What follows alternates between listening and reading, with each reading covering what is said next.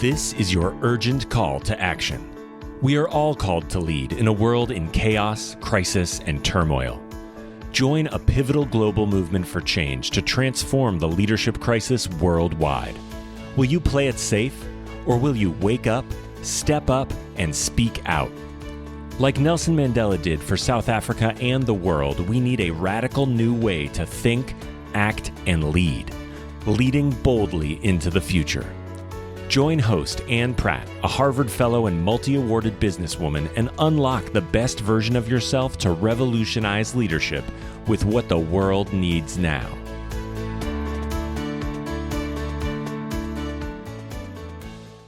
Greetings to all you future bold leaders. Thank you for joining us from around the world. My name is Ann Pratt, formerly from South Africa, and relocated abroad to attend a Harvard Leadership Fellowship in Boston, Massachusetts, in the United States of America. Our bold leader today joins us from the county of San Miguel in the dry, arid southwest region of the USA in the state of New Mexico. She is a first-generation college graduate from a traditional New Mexican family and went on to complete her PhD with distinction at Yale University.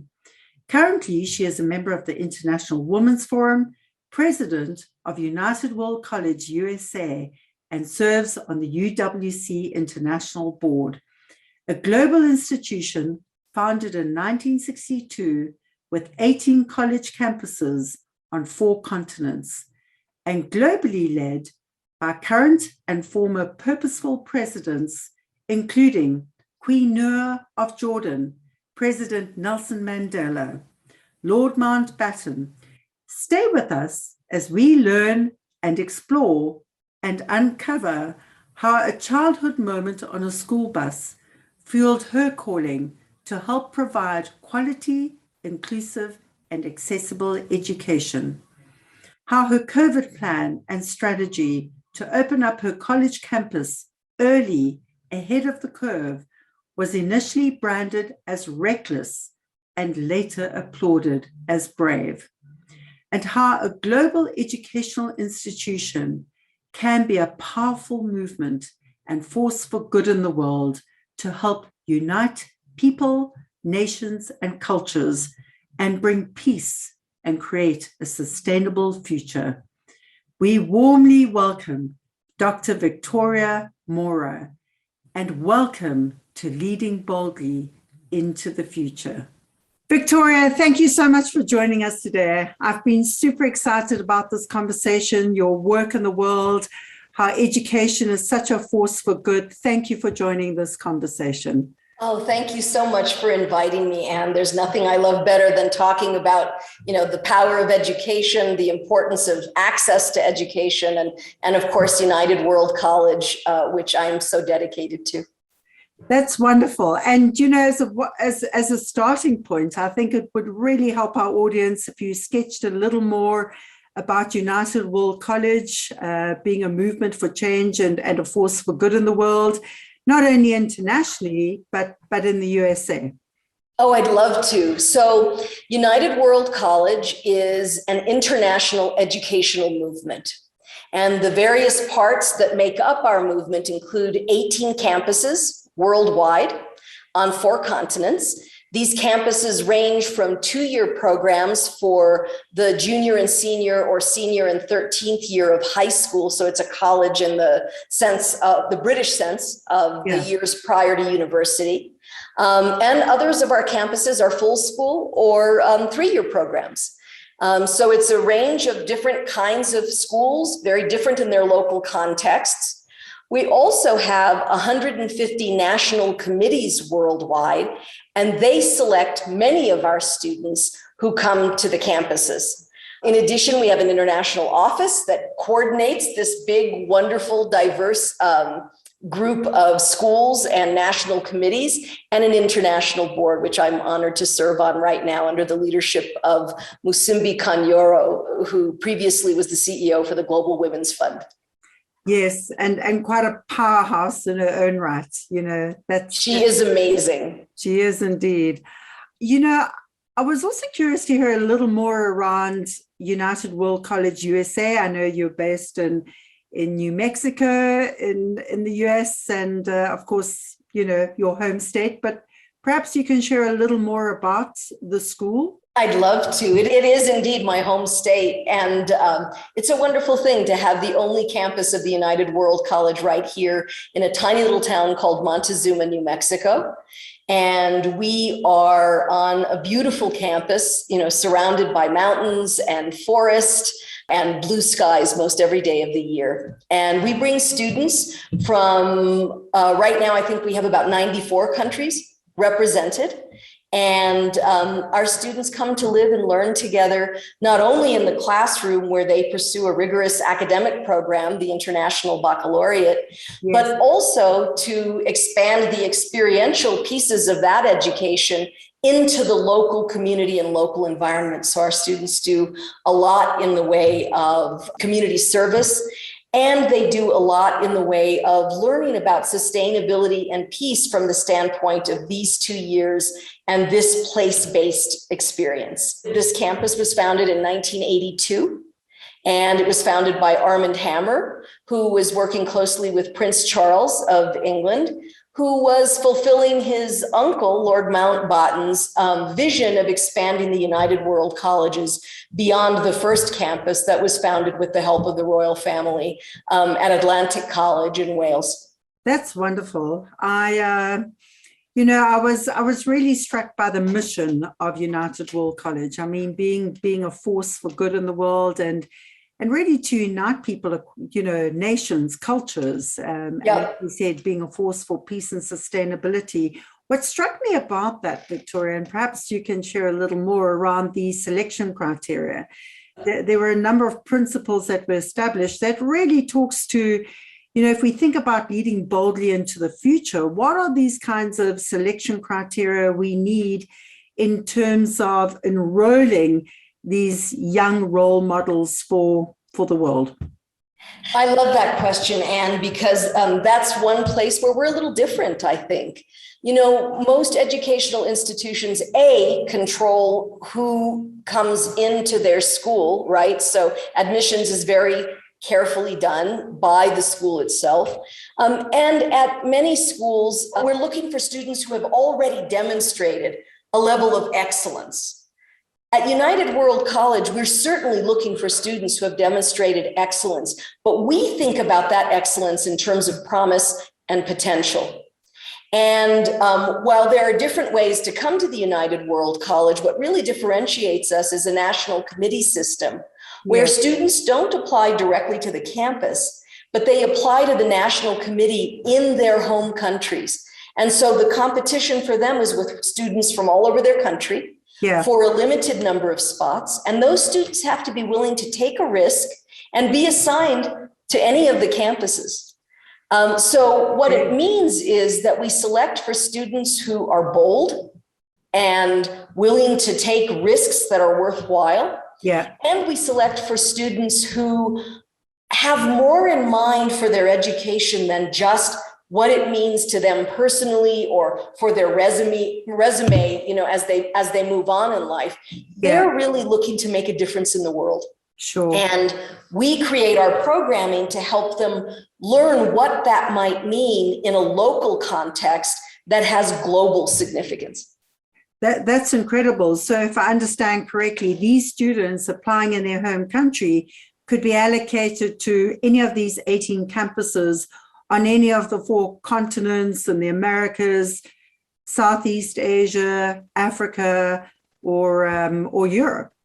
Exactly right. And I know that experience from a parental standpoint because my child applied to United World College. And I can still remember saying, oh my gosh, what will I do if that child gets assigned to Singapore, right? I mean, just the nervousness about where this child could end up. And, they were so brave. They just knew that they wanted to be at a place where the focus was on making a difference in the world. And I remember when they got in, it was such an exciting moment. I think one of my proudest moments as a parent was, when they opened the letter and it said that they'd been assigned to the USA campus. Yes. And that would have made sense because, they were from New Mexico. It was a chance to have a student who could host as a New Mexican student. But I remember being so proud that they weren't the least bit disappointed. And as I watched the experience unfold, and invited students from all over the world to our home for, New Mexican traditions like making tamales for Christmas, or, learning to eat red chili during Thanksgiving on mashed potatoes instead of gravy. I really realized this child was getting an international experience, even if they were just right up the road. That's fantastic. What year was that, Victoria? That was in 2011. 2011. They started and graduated in 2013, and went on to do, has gone on to do and is continuing to do wonderful work with environmental justice, which, there was nothing in Maureo's family background that would have indicated that kind of trajectory. And it was really the impact of being here and recognizing, the power of learning how to engage across, policy differences and cultural differences, that they ended up doing work with a nonprofit called Clean Water Action. It's a national nonprofit, and they're the associate director for the state of Massachusetts and just doing incredible work. That's fantastic. And I have to ask, did that in any way kind of influence your decision? Because you joined and became president, in 2016. I mean, did your child's experience shape your decision in any way to? Oh, it absolutely did. And I would have been shameless enough to come while they were here if I could have. But once I saw the impact, I just, it was an interesting move for me because I had been in tertiary education. And, moving here was really a moment of recognizing that my own educational background had really, frankly, focused me on trying to get an education. Yeah. It was so important for me. Yes. I'm one of 6 children. My parents, wonderful parents, hardworking. Neither of them had completed high school.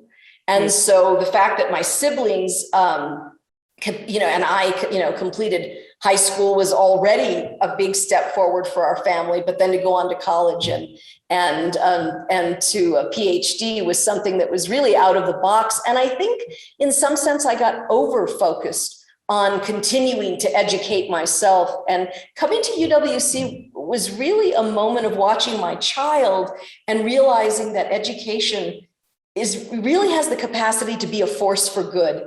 And that is the mission, to make education a force for peace and a sustainable future. And who doesn't want that, not only for their own children, but for the children of every mother in the world? Absolutely. And I guess that's a wonderful segue into the next question. I mean, in your mind, Victoria, what are the big leadership challenges in the world today?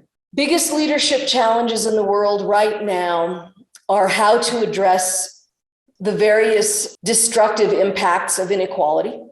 Yeah. And among them, inequality of access to excellent education, to healthy food, to clean water, the basics that make for, a good human life. I think polarization is one of the leading challenges for leaders today. We have so many people who are digesting their media, digesting their news on electronic devices, which are curating at every moment of the day. Algorithms are working overtime to make sure we're being fed the things that we tend to gravitate to. What that ends up meaning is that we're not necessarily engaging in other points of view, and we're in echo chambers, which I think leads to greater and greater polarization. I think a function of polarization, one result of polarization then becomes a kind of isolationist thinking. Let's just think about ourselves. And, working here, it's such a daily recognition that we are so interconnected, and that what is happening in one part of the world is absolutely affecting other parts of the world. Of course. And it's, when you think about peace and sustainability and kind of the major drivers of conflict in the 21st century, I'd say, inequality, polarization, unequal access, and then of course, climate change. There is not a single place in the world not being affected by climate change. And yet, governments, businesses continue to kind of be like deer caught in headlights, or worse, obstructing any kind of serious, moving forward at every level, local, national, international. And of course, there are forces in that direction, but I think those are maybe the key things facing leaders today. Yeah. And just so interesting, because climate change is such a game changer in the world. Some level, I think, as human beings and as leaders, we're really going to have to find a new way to create these collaborative experiences. This is a battle for the human race. It absolutely is. And, one of the things we do at UWC USA is really look at climate change from the standpoint of our location here in the arid Southwest. So, our students definitely are learning about challenges with water, opportunities for clean energy, but also, protecting against fire danger, learning how to work with the forests in ways that can protect life in the event of fire, which is, of course, on the rise in the West, in the Western United States. And then in addition, we have a lovely little farm where our students learn to grow food within a local context and provide it for their own dining hall, but also for the larger community. And those kinds of experiences, especially young, are so formative because, reflection is what allows us to act intentionally. And I think that's when you have the best leaders, is when someone is acting with full intention. And we're trying to teach that to our students who aspire not only to be global citizens, but, leaders in whatever field, they or sector that they go into. And that's part of our charge as educators at United World College and certainly here in Montezuma at UWC USA. That's wonderful. So, pivoting slightly, I know you grew up in a family. I was wondering, what has been an early childhood crucible moment for you? Can you take us back in time to a moment that was difficult, challenging? What was the context? What was the situation? How did you feel at the time? Yeah, that's a great question. In terms of education, I think a real moment for me was in the 6th grade. It was a day when we all got to go, this whole 6th grade class got to go on a field trip, which I guess is a kind of experiential learning excursion. I don't know, I think it was something like going to a goat farm. And so it was a very exciting prospect, right, for a 6th grader. And we were on the bus, and I remember the parking lot, and there were a number of buses kind of lined up, and we were all getting checked with our permission slips as we got onto the bus. And there was a little boy who didn't have his permission slip. I remember the teacher, asking him why he didn't have his permission slip. And then I remember the boy also saying he didn't have his sack lunch. And the teacher said, well, go get your things. You're not going to be able to go on the field trip. And I remember the other buses started to pull out of the parking lot, and I remember listening to the child's answers that, neither of his parents were at home that morning. They were both at work. And I remember the student tearing up, and I remember the other kids getting annoyed because our bus wasn't leaving with the other buses. And I just felt like I had to do something. So I got up from where I was sitting and I walked up to the teacher, and I said, why can't you just call this student's parents and ask for permission over the phone so that he can go on the field trip? Yeah. And the teacher said to me that I needed to sit down and mind my business. So that was, not a great outcome. Yeah. And then said, to the student, go get your things. Let's get you off the bus. And something in me just snapped, because I think I was thinking, like, the parents are the ones who didn't do what they were supposed to do. Yeah. And the school was failing this child. I can feel myself getting mad even now. And yet the child was the one being affected, right? And so I stood up quite spontaneously. I wasn't thinking. And I very dramatically, I was a very dramatic child. I asked the student, stand behind me, don't get your things. And initiated a protest and, said, don't get your things. I blocked the aisle.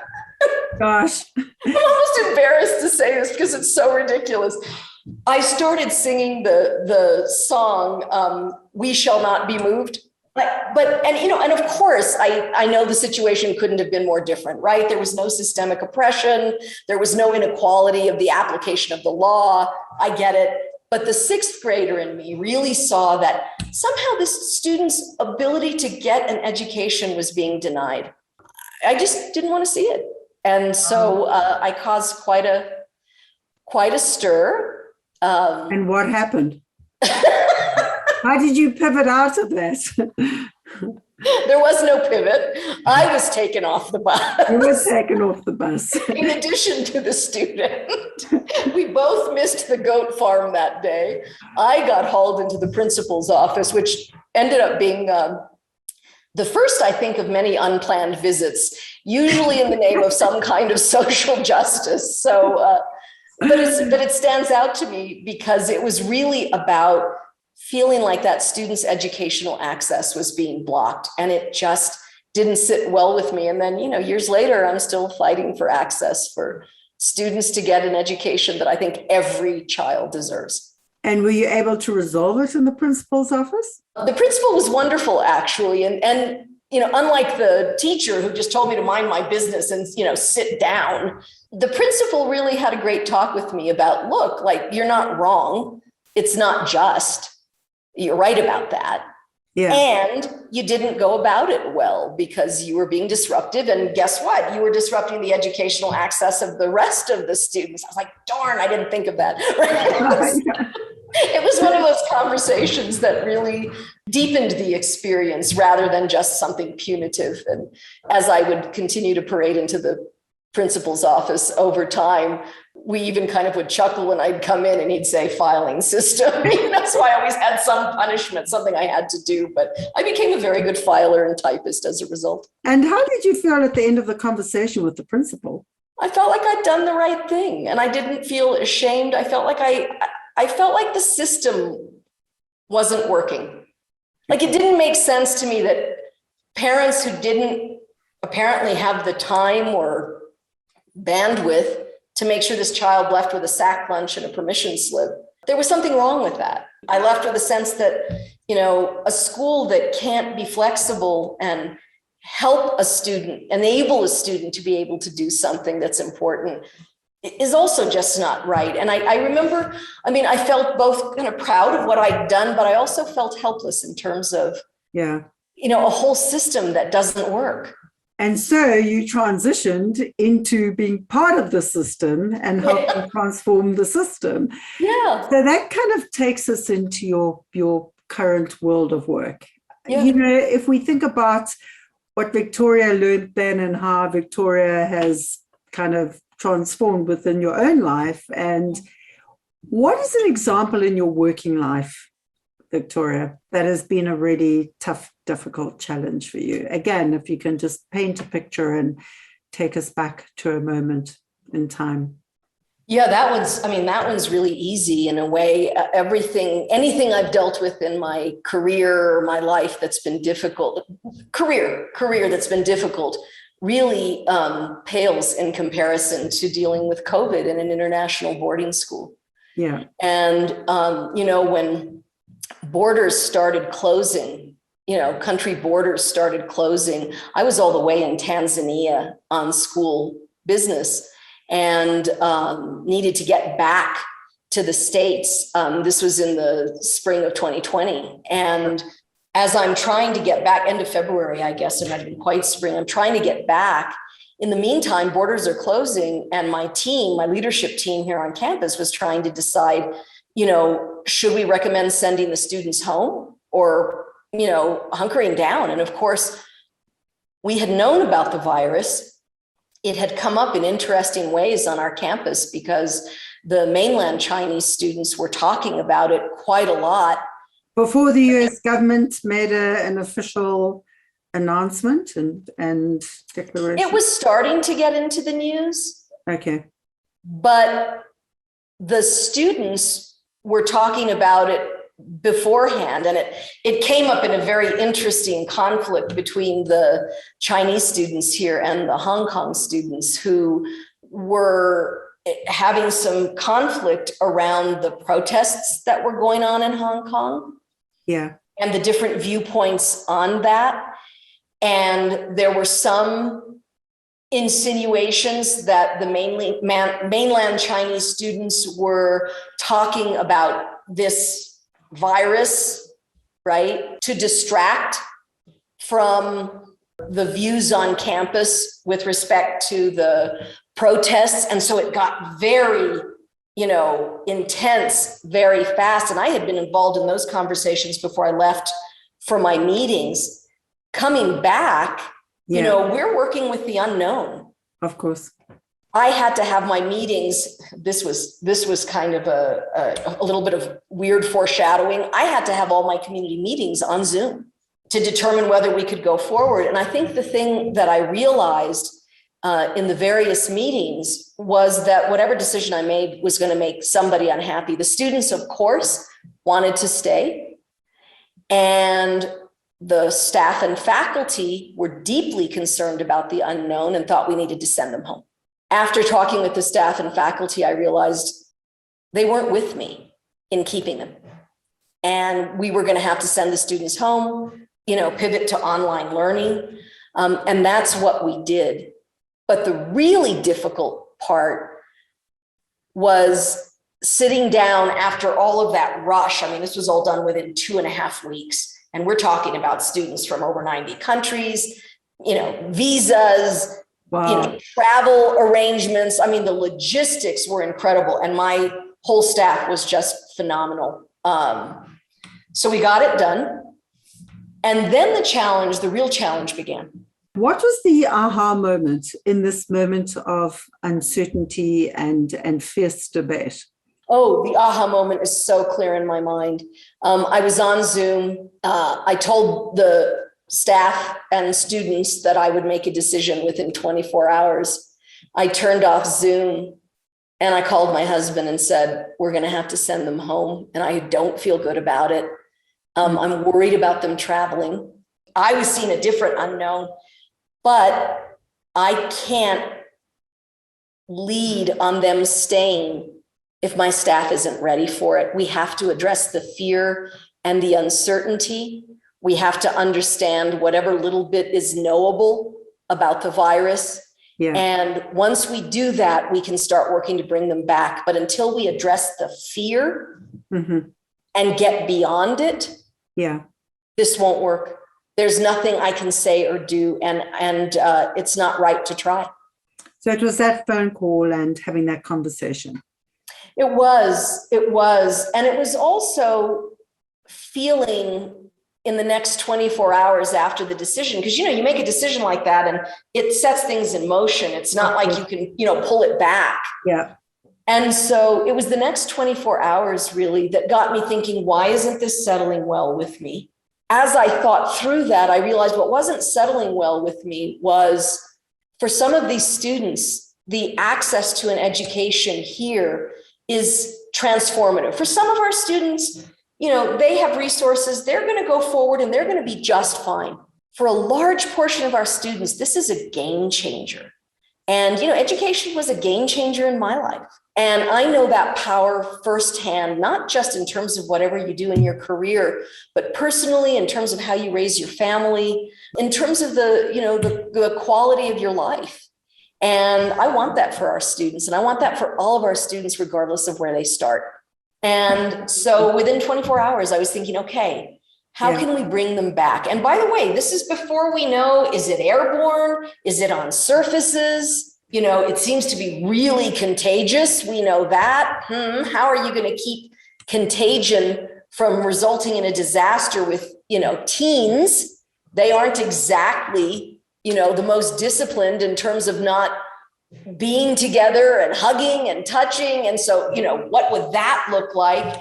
And it was a moment of recognizing, okay, there's no playbook for this. And we're going to have to figure this out together. And what I just learned, online with my team was, I don't have a developed enough sense of risk. which means I'm going to have to rely on others who are less risk takers to find a balance to go forward. And that was the key insight. And so we put together a task force and we began the work of considering how to come back. And, you know, to go back to the fear point, the only way to get past fear was to start thinking in larger terms. And what better terms than our own mission? Of course. And, you know, who would be most adversely affected if we didn't reopen? So now they've gone back and it's a decision about. They've gone back and it's a decision. They went back, you're doing a hybrid, well, you're doing a hybrid right now. Yeah. That's right. We're doing a hybrid in the spring. And the question is, we transitioned. We went completely online. Yeah. In the spring. Then the decision is, do we bring them back? Do we bring some back and do a hybrid? Or do we just say, we're going to do it online this year? And yes, we know there are some students who won't have connectivity, won't have access, you know, don't have computers, but this is safer. What did you elect to do? So we elected to try to bring everybody back. And from what date? We made that decision. It took, I would say, a month to a month and a half to bring the staff along to see we could do this. And it was a good thing to do. I'm not even saying the right thing to do, because I don't think any of us knew what a right or wrong approach was. But we knew it was a good thing to do, both for the educational access of our least resourced students, right? And in terms of our staff community, who would lose their jobs if we went online? Yeah, I'm with you. So when did they come back? Our students? Yeah. August of the next year. We started working at the end of March, beginning of April, to figure out how to bring them back. That's 2021, right? 2020. And then we brought them back in 2020, August 2020. So we took a summer to put together a plan. You know, we involved the whole community. We involved our board of trustees. We came up with a general strategy based on some very simple insights. We created protocols in alignment with that strategy. We began a full-on campaign educating parents online about what we were doing, how we planned to do it. I had to say quite confidently that we believed we could keep their students as safe or safer than they would be at home. And we were going to go forward with our educational mission, brought everybody along. That's so important. And I guess, you know, how's that been, Victoria, in terms of the strategy and the protocols working? You know, yeah, well, it's amazing, actually. Have any of it was safe. And it has been. I mean, we've had cases, but we've had no spread, no communal spread. So we've had cases when students are coming in from travel. Okay. And we've had cases among our staff. But our fundamental insight and what we based the whole strategy on was, okay, the most likely introduction of the virus will be when people are coming in from travel, students, or from staff who go back and forth and live their lives off campus. Yeah. The most likely spread will be among students. Because they're in a congregate setting. Of course. So all of our protocols were based on those fundamental insights and recognizing that in a way we had to create a barrier between staff and students and a good set of protocols to be able to contact trace in the event that we had any kind of viral introduction or spread. I think it was a more restrictive environment for sure. Yeah. We did a lot more outside, and we're very blessed to have, you know, sunny, you know, blue skies so much of the year. Yeah. And so all of that was wonderful. How have the students responded and how have the parents? I mean, how have the stakeholders responded in terms of how people feel about that decision and the outcome? You know, there was a lot of gratitude as the year went on, but maybe the most powerful moment for me as an anecdote to answer that question was when one of our facilities workers had to leave at the end of that academic year, so in the spring of 2021. And he stopped by to see me, and he said he wanted to say goodbye, and he wanted to say something to me that he hoped wasn't disrespectful. Yes. But that it was important for him to say. And I thought, oh, I wonder what this is going to be. And I said, no, of course, I'm listening. And he said, after we sent all the students home and you came forward and said you wanted to reopen the school, and we had all of those conversations, he said, a lot of us left those early meetings thinking you were reckless. We thought you were putting us in danger. And as we worked together, he said, and as we brought them back, and as the year went on, he said, I realized, he said, you weren't reckless, you were brave. Wow. And you made all of us brave. And he said, this is the proudest year of my life, because we did something that a lot of places didn't even try. And these are the students who are going to lead in the future. Wow. And I listened to him, and I just thought, I get emotional. I just thought in that moment, like, it made it all worth it, because none of us knew whether it would work or not. And not working could be really a disaster. Of course. But it wasn't. And, our students, we brought back another class, we call it COVID 2.0, and we're still having cases. Happily, we've worked so closely with the local community, the Department of Emergency Management, the Department of Health, and 96% of our community, including our students, are vaccinated. So we're in good shape. And, when I tell this story, I have to say, virtually everything went right to make it work. And that's a great, great blessing. Anything could have gone wrong, and we didn't know. We just worked together. We followed the science. We created a strategy that made sense given our local context, and we kept asking everybody to come along with us and do what they could from where they were. Each of us had a leadership role to play in how we conducted ourselves. Yeah. And it really brought our community together in a powerful way. That's remarkable. That's inspiring, Victoria. Just shifting gears slightly, I know we both share an admiration and a love for a great iconic leader who has been closely associated with United World College. Yes. In fact, I think he was honorary president in 1999. Nelson Mandela. And, as you talk, a lot of what you share around this global diversity makes me think of Mandela. I know you visited South Africa, I think in 2019. Mandela being an honorary president of United World College and of course, as we know, he said education is the most powerful weapon with which one can use to change the world. Yes. What has been your Mandela moment? What was a moment where Mandela inspired you, lit the fire, shaped you? Yeah, that was wonderful. And visiting Robben Island, I did have a moment there, just, contemplating leadership from the standpoint of, how history treats it, right? Like, history treats leadership as though the outcomes were inevitable. There's something about looking back that feels like inevitability.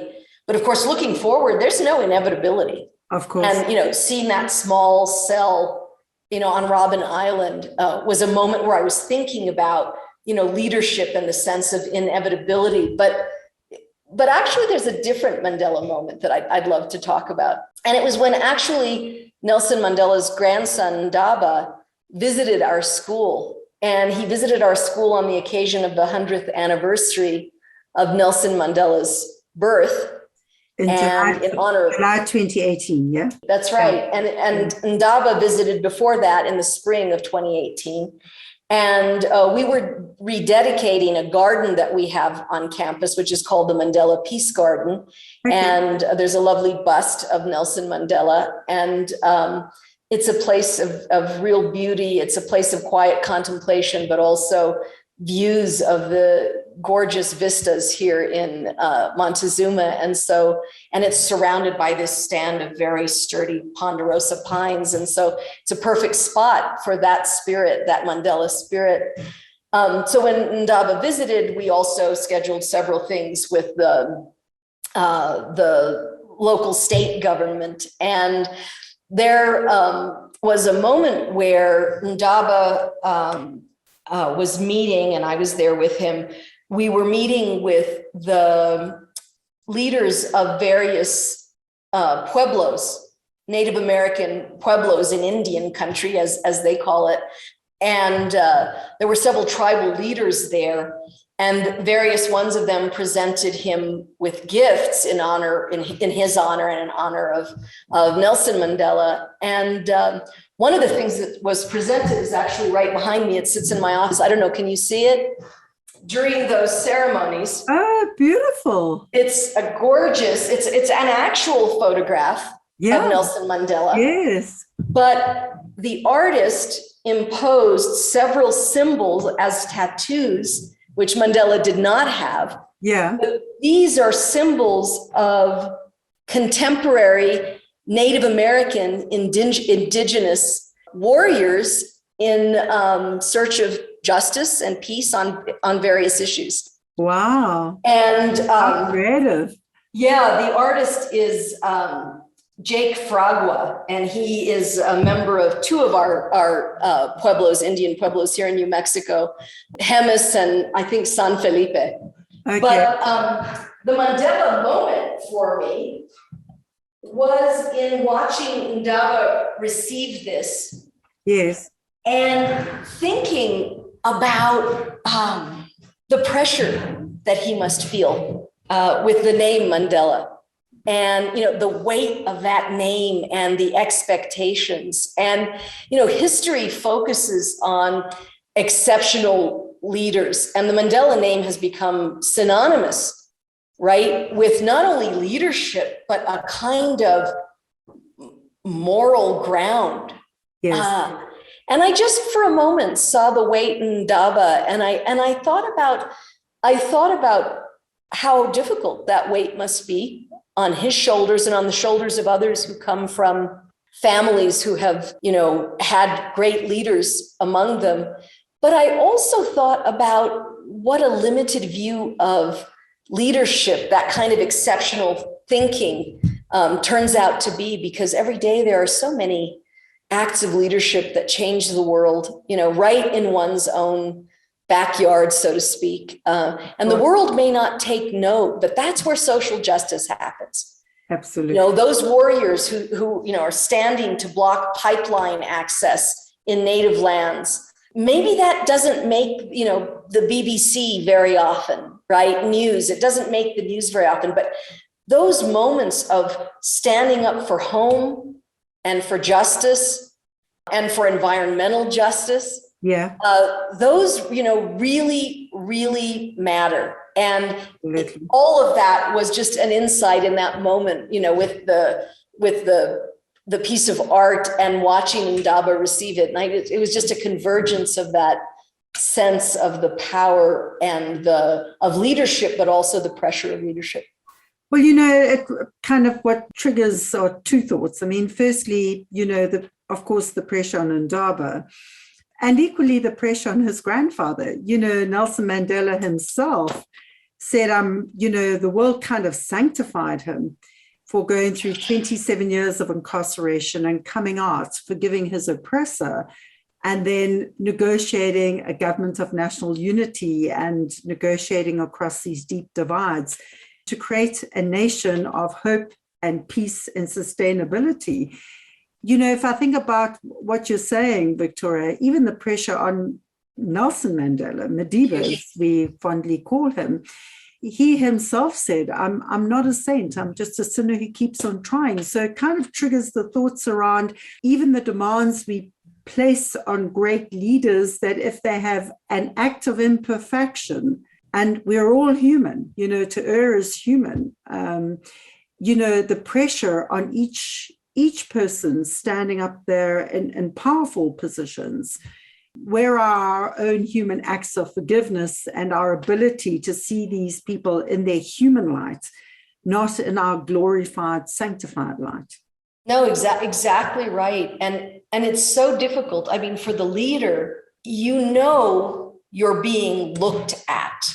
and judged at every moment. And you know that how you act, I should say, for an ethical leader, right? For a leader who's really intentional, you know that how you act could affect your cause or what you're trying to, what you're trying to affect or accomplish. Of course. That's an enormous pressure. And people both want you to be perfect and they want you to show vulnerability. I mean, the demands on leadership are so great. And in the age of social media, where people's lives are being documented every minute of the day, that, they're not sleeping, and sometimes while they are, right? I mean, that pressure becomes enormous. And I think it can really dissuade people from leadership or leave them in a position thinking that leadership is only for someone who's exceptional.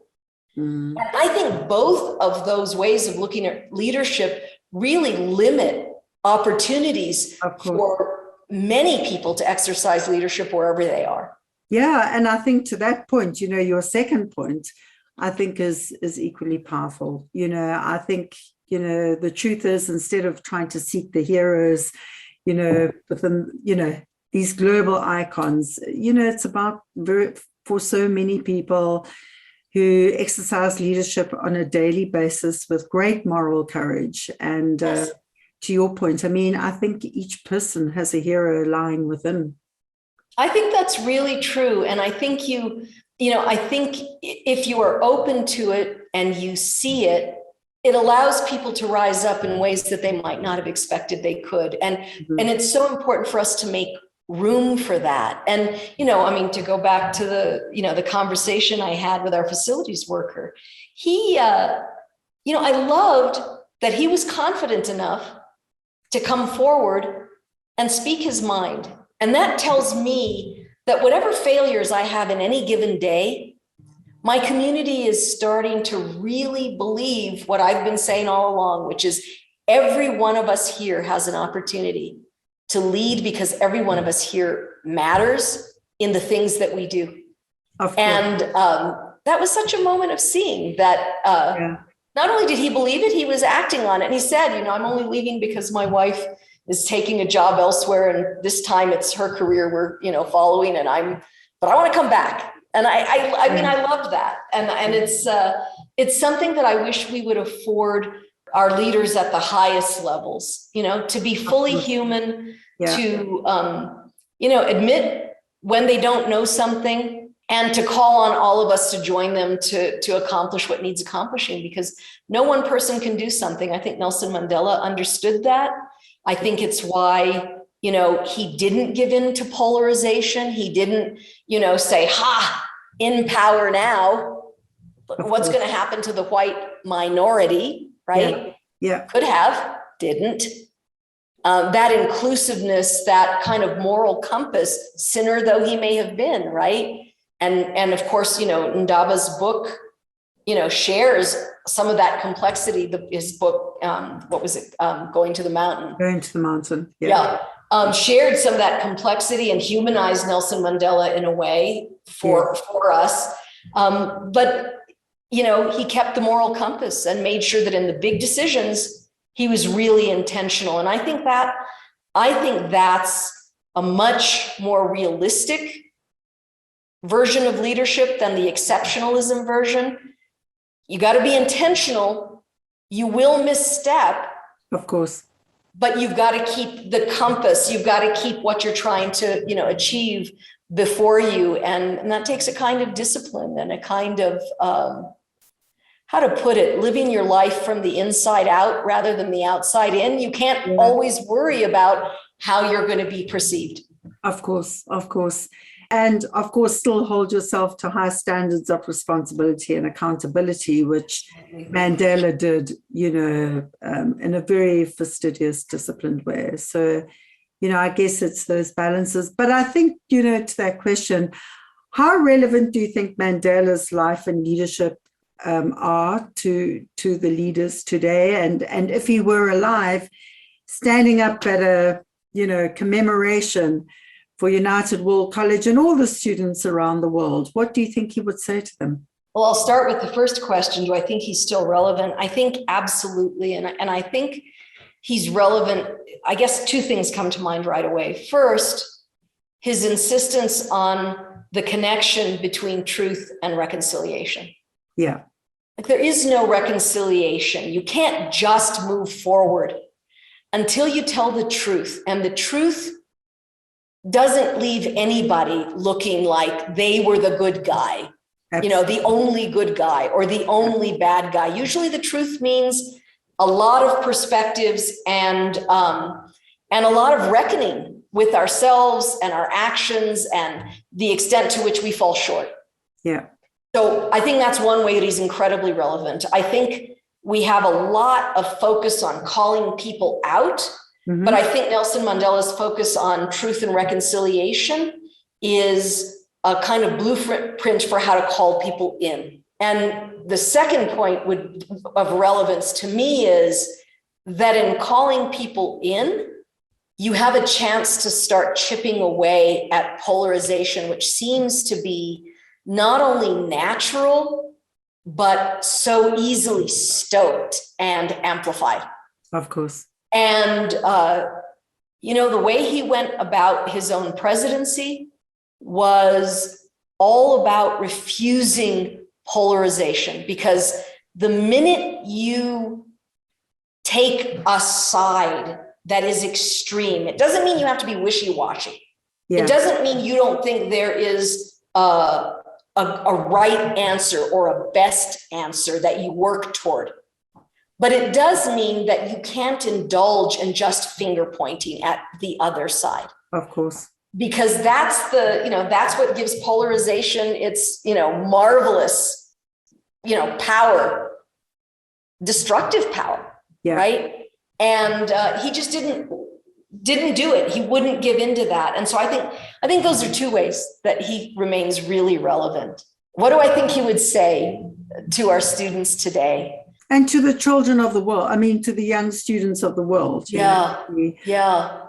He loved children, and he really, he honestly believed in the children being our future. Yes. And he lived that. And I'm just curious to hear what you think he would say to, your students, but also students around the world. What would he say?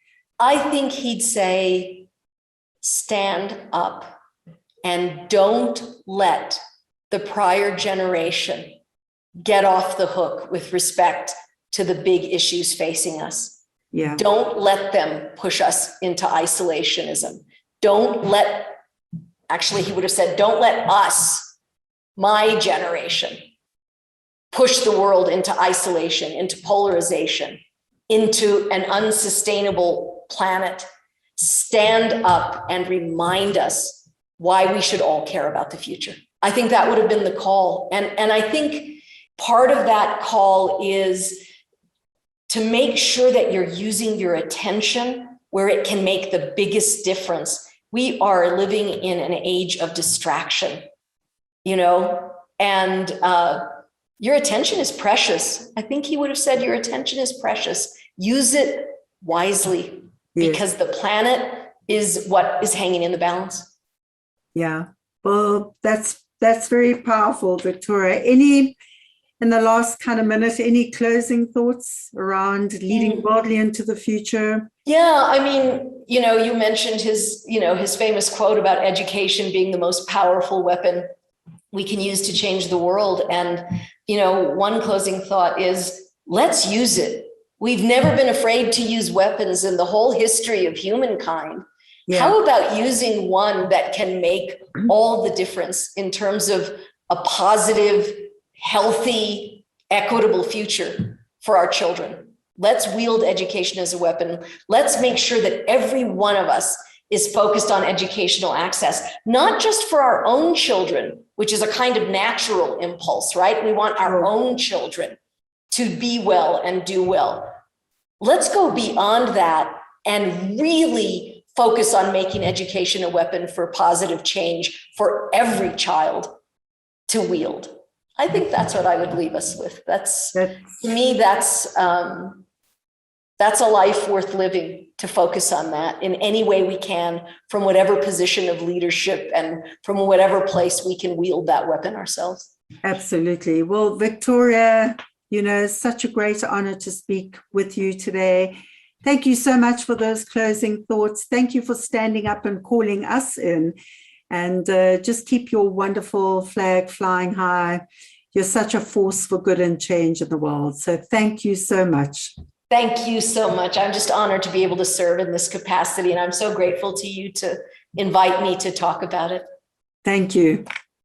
What powerful leadership insights in this heartfelt and authentic conversation with United World College USA President, Dr. Victoria Mora, who serves as Vice Chair on the UWC Global Board and is also a member of the prestigious International Women's Forum. 3 compelling insights come to mind. Firstly, we must resist the temptation to always expect exceptional leadership, which often produces national and international heroes. Doing this, we fall into the trap of thinking that unless we are consistently delivering on a grand scale, we are not exercising leadership. Yet that is untrue. Instead, we must refocus on where, when, and how the everyday wheels of change and justice turn. History has shown us and continues to show us that change and justice is made possible by ordinary people who take a stand and do bold and extraordinary things. The second compelling insight is that in this age of distraction, where human beings are said to have the attention span of less than a goldfish, focused attention and intentionality are increasingly important. Critical leadership questions include, who am I? What do I care about? And what do I stand for? And finally, the third compelling insight, and perhaps the most powerful, is Victoria's reference to South Africa's Truth and Reconciliation Commission, how the relationship between truth and reconciliation requires that we call people in rather than calling them out. How do we unite people instead of divide them? In this deeply polarized world fueled by fear, anger, and anxiety, and in an increasing search for truth, for justice, and accountability, we want to call people out. We want them to own up, to admit their wrongdoing, and to pay a hefty price in punishment. Yet for every finger we have facing forward, pointing at another, 3 fingers are facing backwards, pointing at ourselves. It begs the difficult and inward-focused and potent question: in any crisis, chaos, or conflict, what is our part in this mess? Calling people in rather than calling people out stops us finger-pointing, blaming, and shaming. Instead, we seek the whole truth, the vulnerable truth, with accountability, but without judgment.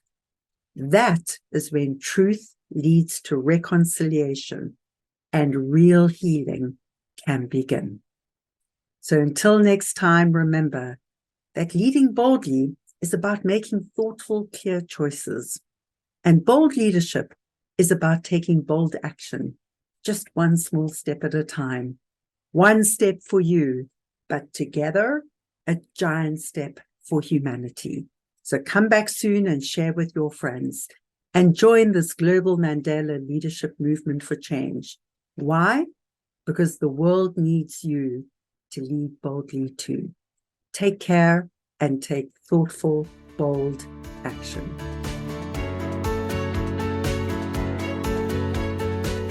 Thank you for listening to this episode of Leading Boldly into the Future. Please find links and connections mentioned in this show in our blog and never miss an episode by subscribing at anne-pratt.com. That's ANNE-PRATT.com. May these insights from inspiring industry leaders, remarkable disruptors, and courageous champions of change bring forth a brand new you, emboldened, empowered, and ready to inspire hope.